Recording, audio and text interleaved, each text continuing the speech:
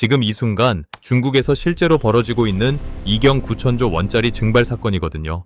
이 돈이 얼마나 큰지 아세요? 여러분이 태어나서 죽을 때까지 하루에 1억 원씩 써도 다 못 쓰는 돈입니다. 대한민국 전체 아파트 1200만 가구 중에 600만 가구가 그냥 사라지는 겁니다. 터진 것도 아니고 불탄 것도 아니고 증발이에요. 여러분 지갑 있죠? 그 안에 카드랑 현금 들어있잖아요. 근데 지갑 주인이 갑자기 잠금 장치를 걸어버렸습니다. 열쇠는 주인한테만 있고요. 더 충격적으로 말하면 미국이 전 세계 달러란 산소 호흡기를 중국 입에서 확 뽑아버린 상황입니다. 중국 입장이 정확히 이거예요. 호흡기 주인은 미국이고 시진핑은 그냥 질식 직전에 멍하니 서 있는 거죠. 기가 막힌 건 시진핑이 지난 1년간 단 하루도 편히 못 잤다는 겁니다. 불면증이 아니라 진짜 잠을 못 자는 거예요. 밤마다 경제 수치 보고 받으면서 머리 쥐어뜯고 있을 겁니다. 2026년 2월, 바로 지금 이 순간에도 백악관 집무실에선 트럼프가 중국 공산당 목줄을 하나씩 조여가는 말라 죽이기 작전 2라운드가 본격 시작됐거든요. 놀라지 마세요. 오늘 제가 파헤칠 이야기는 단순한 무역 전쟁이 아닙니다. 이건 한 제국이 다른 제국의 심장을 멈추게 할 3가지 금융 핵폭탄을 순서대로 터뜨리는 그야말로 완벽한 금융 도살 작전이거든요. 중국이 지난 20년간 뭘 했는지 아세요?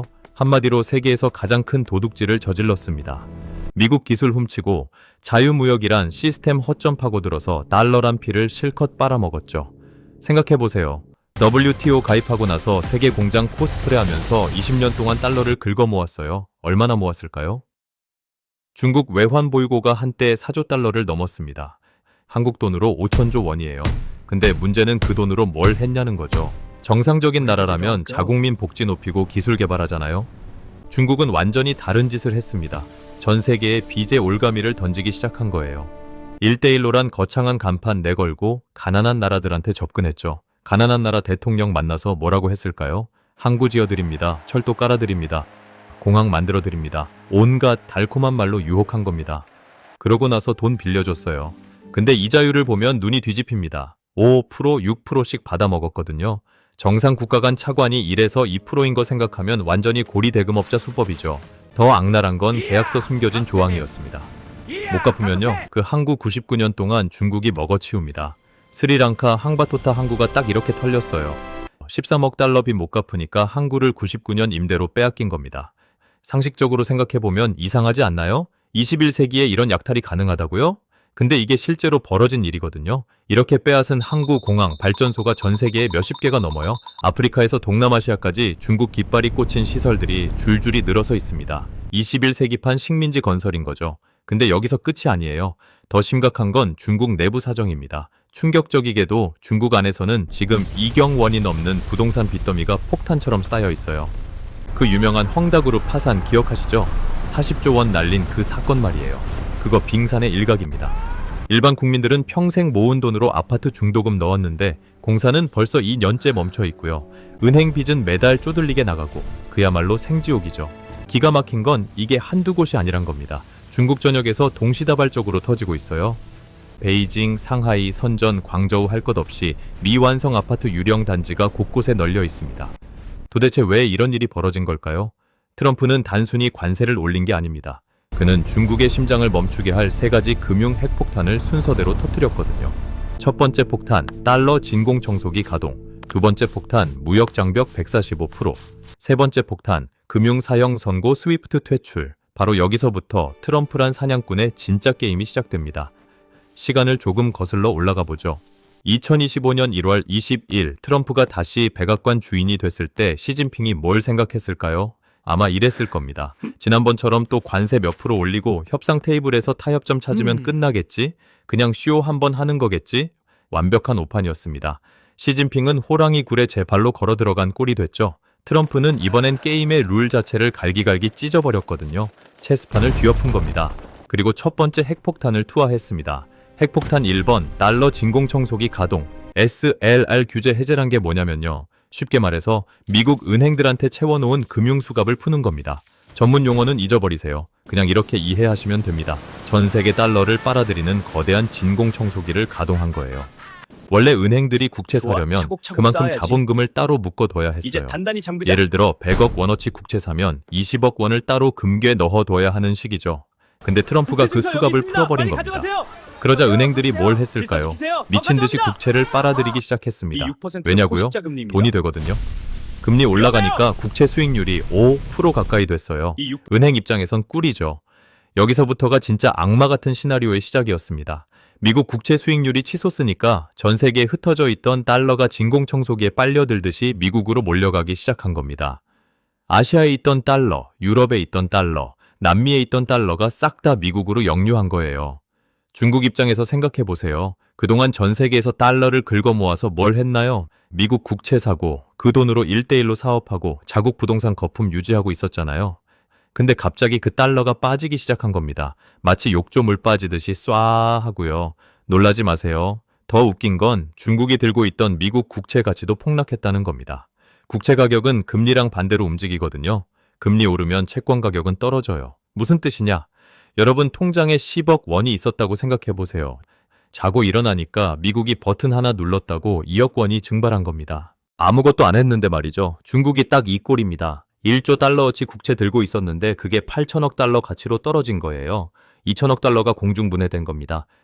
한국 돈으로 260조 원이 그냥 날아간 거죠. 이중으로 얻어맞은 겁니다. 달러는 빠져나가고 가지고 있던 자산 가치는 폭락하고. 하지만 진짜 무서운 건 이게 아닙니다. 잠시 후 공개할 세 번째 폭탄은 중국을 아예 석기 시대로 돌려보낼 겁니다. 놀라지 마세요. 핵폭탄 2번, 무역장벽 145%. 한편 그 사이 트럼프는 두 번째 핵폭탄을 투하했습니다. 중국산 제품에 관세 폭탄을 퍼붓기 시작한 거예요. 처음엔 60%였죠. 중국이 항의하니까 더 올렸습니다. 100%. 아직도 모자라다면서 지금은 145%까지 예고된 상태거든요. 이게 무슨 뜻인지 감이 안 오시죠? 예를 들어볼게요. 여러분이 중국에서 100달러짜리 운동화 사려고 하는데요. 미국 들어오는 순간 관세만 145달러 내야 합니다. 그럼 여러분은 245달러를 내야 하는 거예요. 거의 32만 원이죠. 그 돈이면 나이키, 아디다스 정품 사고도 남잖아요. 누가 사겠어요? 애플, 테슬라 같은 글로벌 기업들이 뭘 하고 있는지 아세요? 지금 중국 공장들은 야반도주하듯 짐을 싸고 있습니다. 베트남, 인도, 멕시코로 탈출하는 거예요. 탈출은 지능순이라는 말이 현실이 된 거죠. 기가 막힌 건 이게 한두 개 기업이 아니란 겁니다. 줄줄이 빠져나가고 있어요. 그야말로 가을무 뽑듯이 뽑혀나가는 거죠. 여기서 끝이 아니에요. 중국 내부에서는 부동산 시장이 완전히 무너지고 있습니다. 헝다그룹만 파산한 게 아니거든요. 비구이 위한 컨트리가든 시먼, 이런 대형 부동산 기업들이 도미노처럼 쓰러지고 있어요. 충격적이게도 중국 지방 정부들은 땅 팔아서 재정 충당하는 구조였는데 그 땅이 안 팔리니까 공무원 월급도 못 주는 상황이 벌어진 겁니다. 상상이 되시나요? 공무원 월급도 못 주는 나라가 세계 2위 경제 대국이라고요?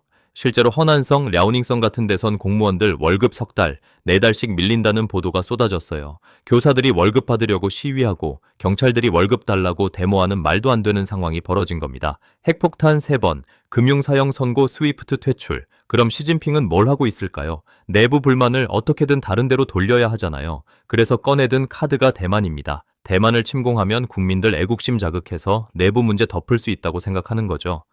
전형적인 독재자 플레이북이거든요. 근데 여기에 트럼프가 세 번째 핵폭탄을 준비해두었어요. 바로 금융사형 선고입니다. 만약 중국이 대만 치면 뭘 한다고요? 스위프트에서 중국을 영구 퇴출시키겠다는 겁니다.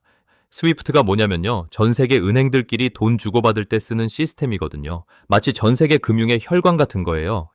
여기서 쫓겨나면 국제거래가 불가능해집니다. 문자 그대로 석기 시대로 되돌아가는 거죠. 수출도 못하고 수입도 못하고 송금도 못 받고 금융 사형 선고나 마찬가지예요. 러시아가 우크라이나 침공하고 나서 스위프트에서 일부 은행들 퇴출당했잖아요.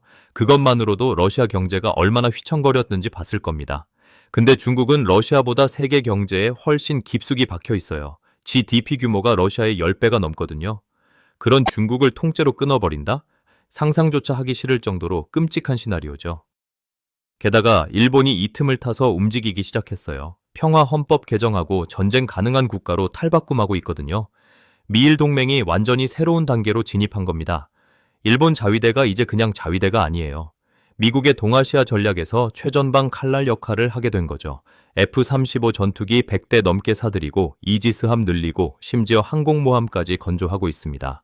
센카쿠 열도 문제로 중국이랑 신경전 벌이던 게 어제 같은데 지금은 상황이 완전히 달라졌어요. 일본이 이빨을 드러낸 겁니다. 중국 입장에서 보면 사면초가예요. 북쪽엔 러시아가 있긴 한데 걔네도 우크라이나 전쟁에 올인하느라 도와줄 여력이 없고요. 남쪽은 베트남, 필리핀 같은 나라들이 미국 편에 서고 있고, 동쪽은 일본이 무장하고 있고, 서쪽은 사막이고, 완전히 포위된 겁니다. 근데 여기서 끝이 아닙니다. 지금까지는 그냥 워밍업이었어요. 진짜 살인 펀치는 따로 있거든요. 트럼프가 진짜 노린 건 중국 금융 시스템 자체를 뿌리째 뽑아버리는 겁니다. 중국 은행들이 지금 어떤 상태인지 아세요? 부실 채권 덩어리로 뒤범벅이 되어 있어요. 공식 발표로는 2%대라고 하는데요. 놀라지 마세요. 실제로는 10% 넘을 거란 분석이 지배적이거든요. 무슨 뜻이냐? 여러분이 친구 10명한테 각자 100만 원씩 빌려줬는데요. 그 중에 한 명이 돈 안 갚고 잠적한 겁니다. 은행이 빌려준 돈의 10% 이상이 안 돌아온다는 거예요. 100조 원 빌려줬으면 10조 원이 증발한 겁니다. 보통 은행 부실 채권 비율이 5%만 넘어가도 위험 신호인데 10%면 이미 좀비 은행 수준이죠. 그럼 이 은행들 어떻게 버티고 있을까요? 중국 정부가 계속 돈 퍼부어서 인공호흡기 꽂아놓고 있는 거예요. 근데 그 돈이 어디서 나와요? 결국 국민 세금입니다. 더 심각한 건 중국 지방 정부들의 숨겨진 빚이에요. 이름하여 중국판 가짜 지갑 폭탄입니다. 전문 용어로 LGFV 지방정부 융자 플랫폼이라는 건데 쉽게 말해서 그림자 대출이에요. 왜 이런 걸 만들었을까요? 지방정부가 직접 빚지면 중앙정부한테 혼나니까 별도 회사 만들어서 거기서 돈 빌리는 거죠. 일종의 회계 트릭이에요. 가짜 지갑 만들어서 거기다 빚을 숨긴 겁니다. 기가 막힌 건 이게 지금 얼마나 쌓였는지 아무도 정확히 모른다는 겁니다. 추정치만 해도 한국 돈 1경원이 넘어요. 1경이 얼마냐고요? 여러분 평생 한 달에 100만 원씩 모아도 8만 년 걸리는 돈입니다. 1조 원에 1만 배거든요. 상상이 되시나요? 시한폭탄을 안고 살아가는 거죠. 언제 터질지 모르는 거대한 폭탄을요. 이 상황에서 달러가 빠져나가면 어떻게 될까요? 중국 위안화 가치가 폭락합니다. 실제로 작년 한 해 동안만 위안화가 달러 대비 10% 가까이 떨어졌어요. 환율이 떨어지면 뭐가 문제냐고요? 여러분이 미국에서 1,000만 원 빚졌는데요. 1년 뒤에 갚으려고 보니까 환율 때문에 1,100만 원이 된 겁니다. 중국 기업들이 해외에서 빌린 달러 빚을 갚기 더 어려워진다는 거예요. 같은 금액이라도 위안화로 환산하면 10%더 비싸지는 거거든요. 악순환이 시작되는 겁니다. 위안화 떨어지면 빚 갚기 어려워지고 빚 못 갚으면 신용등급 떨어지고 신용등급 떨어지면 위안화 더 떨어지고 중국이 첨단 반도체 기술 못 쓰게 완전히 막아버린 겁니다. 네덜란드의 ASML이란 회사 아시나요? 반도체 만드는데 필수인 EUV 장비 만드는 회사예요. 전 세계에서 오직 여기만 만들 수 있거든요. 미국이 ASML한테 압력 넣어서 중국에 안 팔게 만들었어요. 충격적이게도 중국 입장에선 재앙입니다. 첨단 반도체 없으면 AI도 못 만들고 슈퍼컴퓨터도 못 만들고 5G 장비도 제대로 못 만들어요. 기술적으로 10년은 뒤처지게 되는 거거든요. SMIC란 중국 최대 반도체 회사가 있는데 7나노 공정 개발했다고 자랑했잖아요. 근데 수율이 얼마나 되는지 아세요? 20%대래요. 삼성이나 TSMC가 90% 넘는 것과 비교하면 완전 망한 수준이죠. 수율 20%란 게 뭐냐? 여러분이 과자 공장에서 과자 100개 만들었는데요. 그 중에 80개가 불량품이라서 쓰레기통에 버려야 한다는 겁니다. 웨이퍼 한 장에서 반도체 100개 만들면 80개는 쓰레기통 직행이란 뜻이에요. 이러면 원가가 어마어마하게 높아져요. 상업적으로 의미가 없는 거죠. 그럼 중국이 비트코인이랑 금으로 빠져나가면 되는 거 아니냐고요? 생각보다 쉽지 않습니다. 중국 정부가 자본 통제를 엄청 세게 하거든요. 일반 국민이 해외로 돈 빼내는 거 거의 불가능해요. 연간 5만 달러까지만 환전 가능하고 그것도 용도 증명해야 합니다. 부자들은 어떻게든 방법 찾아서 빼내긴 하죠. 홍콩이나 싱가포르 통해서 우회하거나 비트코인 같은 걸로 빼내거나. 근데 그것도 중국 정부가 단속 강화하면서 점점 어려워지고 있어요. 게다가 2026년 2월 지금 비트코인이랑 금값이 폭락하고 있잖아요. 연준이 매파적으로 돌아서면서 유동성이 마르니까 모든 자산이 동반 하락하는 거거든요. 지금 비트코인 고점 대비 30% 넘게 떨어졌고 금도 20% 가까이 빠졌어요. 여러분이 1억 원어치 비트코인 샀는데 한 달 만에 7천만 원이 된 겁니다. 안전자산이라던 것들이 전혀 안전하지 않은 거죠. 왜 이런 일이 벌어질까요? 레버리지 때문입니다. 빌린 돈으로 비트코인이랑 금 사놨던 사람들이 금리 오르니까 버티지 못하고 청산당하는 거예요. 소름 끼치게도 진짜 안전자산은 뭐냐? 미국 국채거든요. 결국 달러로 회귀하는 겁니다. 트럼프가 정확히 이걸 노린 거죠. 중국은 지금 샌드위치 신세예요. 위에선 미국이 달러 빨아들이고 아래선 내부 부채가 터지고 좌우에선 무역 봉쇄랑 기술 봉쇄가 목을 조여오고 시진핑이 할 수 있는 카드가 뭐가 있을까요? 위안화 더 풀어서 경기 부양? 그러면 인플레이션 터지고 위안화 가치 더 떨어져요. 긴축? 그러면 부동산 시장 완전히 붕괴하고 실업률 폭증하죠. 진퇴양난이거든요. 어느 쪽을 선택해도 재앙입니다. 그 사이 중국 국민들은 뭘 하고 있을까요? 돈 있는 사람들은 미친 듯이 해외로 자산 빼내려 하고, 중산층은 아파트 중도금 못 내서 아우성이고, 서민들은 일자리 없어서 길거리에 나앉고 있어요. 청년 실업률이 공식 발표로 20%가 넘는데 실제로는 40% 넘을 거란 분석도 있거든요. 대학 나와도 일자리가 없으니 누워있기 운동이 유행이에요. 탕핑족이라고 들어보셨나요? 아예 포기하고 최소한으로만 살겠다는 겁니다. 결혼도 안 하고 애도 안 낳고 집도 안 사고 그냥 부모님 집에서 최소 생계만 유지하면서 사는 거죠. 기가 막힌 건 이게 중국 공산당한테는 가장 무서운 시나리오란 겁니다. 국민들이 반란을 일으키는 것보다 무기력하게 포기하는 게 더 위험해요. 왜냐고요? 반란은 진압할 수 있는데 무기력은 진압이 안 되거든요. 출산율도 폭락하고 있어요. 2023년 출생아 수가 역대 최저 기록했는데 2024년은 더 떨어졌을 거예요. 인구 감소가 시작된 거죠. 인구가 줄면 뭐가 문제냐? 경제 성장 동력이 사라진다는 겁니다. 소비도 줄고 생산도 줄고 세금도 줄고 악순환이 시작되는 거거든요. 일본이 잃어버린 30년 겪은 것처럼 중국도 그렇게 될 가능성이 높아지고 있어요. 아니, 일본보다 더 심할 수 있거든요. 일본은 그래도 민주주의 국가였잖아요. 중국은 독재 체제라 유연성이 없어요. 상식적으로 생각해보면 이상하지 않나요? 14억 인구 대국이 이렇게 무너질 수 있다고요? 근데 실제로 벌어지고 있습니다. 트럼프는 바로 이 약점을 정확히 찔렀어요. 중국 시스템의 근본적 취약점, 바로 독재 체제의 경직성을 공격한 거죠. 민주주의 국가는 위기가 오면 정권이 바뀌면서 시스템이 리셋되는데 독재 국가는 그게 안 돼요. 시진핑이 물러날 수가 없거든요. 물러나는 순간 청산당할 거니까요. 그래서 어떻게든 버티려고 하는데 버티면 버틸수록 상황이 더 나빠지는 겁니다. 도대체 이 악몽이 언제 끝날까요? 솔직히 말하면 끝이 안 보입니다. 자, 이제 가장 중요한 부분입니다. 이 영상을 여기까지 보신 여러분께 드리는 보상이에요. 지금 당장 여러분의 계좌를 보호할 생존 전략 3가지만 기억하세요. 생존 전략 1번, 거짓 안전자산을 버려라. 디지털 금이랑 실물 금에 대한 환상을 버리십시오. 지금 비트코인이랑 금값 폭락하는 거 보셨죠? 이건 가짜와 진짜를 가려내는 과정이거든요. 레버리지로 쌓아 올린 거품은 결국 터집니다. 빌린 돈으로 투자한 건 언젠가 청산당해요. 진짜 안전자산은 빚 없이 실질적 가치를 가진 것들 뿐입니다. 소름 끼치게도 진짜 안전자산은 결국 미국 국채로 회귀합니다. 트럼프가 정확히 이걸 노린 거죠. 생존 전략 2번, 현금을 쌓아라. 지금은 무조건 존버가 답이 아니에요. 유동성이 마르는 장에선 현금이 왕이거든요. 기회가 올 때까지 기다릴 수 있는 여력을 확보하는 게 중요합니다. 현금 비중 최소 30% 이상 유지하세요. 이게 여러분을 지켜줄 방패입니다. 생존 전략 3번, 승자의 편에 서라. 트럼프가 새로 짜는 공급망에 주목하세요. 미국 내 반도체, AI, 방산 섹터가 핵심이에요. 애플이 중국 떠나서 인도로 가면 인도 관련주도 보셔야죠. 안미경 중에 환상을 버리십시오. 미국 편에 확실히 서는 게 대한민국 생존 전략입니다. 중국 시장 크다고 거기 올인하면 같이 망해요. 삼성전자 보세요. 반도체 공장을 미국 텍사스에 짓고 있잖아요. SK 하이닉스도 미국에 투자하고 이게 답입니다. 승자의 편에 서는 거죠. 마지막으로 기억하세요. 거대한 부의 대이동이 일어나고 있습니다. 중국에서 미국으로, 동쪽에서 서쪽으로, 권위주의에서 민주주의로 이 흐름을 읽는 자만이 위기를 기회로 바꿀 수 있어요. 시진핑이 1년째 잠 못 자는 이유 이제 완벽하게 이해되시죠? 트럼프가 단순히 관세만 올린 게 아니거든요. 중국 경제의 심장에 3개의 칼날을 꽂아 넣었습니다. 첫 번째 칼, 달러 진공청소기.